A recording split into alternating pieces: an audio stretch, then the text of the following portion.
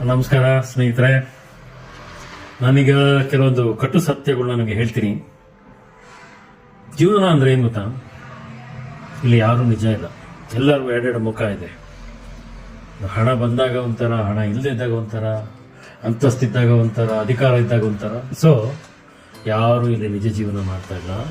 ಎಲ್ಲರಿಗೂ ಎರಡೆರಡು ಮುಖಗಳಿದೆ. ಅದರಲ್ಲಿ ಒಂದು ಒಳ್ಳೆಯದು ಸಮಾಜಕ್ಕೆ ತೋರಿಸೋದು, ಇನ್ನೊಂದು ಕೆಟ್ಟದು.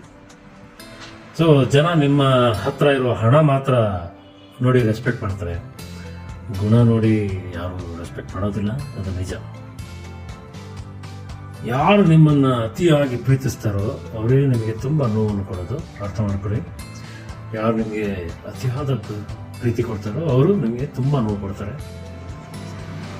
ಯಾವುದೇ ಒಂದು ಸಾಧಾರಣ ಮನುಷ್ಯ ಸಂತೋಷವಾಗಿದ್ದ ಹಾಡುಗಳನ್ನ ಕೇಳಿ ಎಂಜಾಯ್ ಮಾಡ್ತಾನೆ. ಆದರೆ ದುಃಖದಲ್ಲಿದ್ದರೆ ಆ ಹಾಡಲ್ಲಿರೋ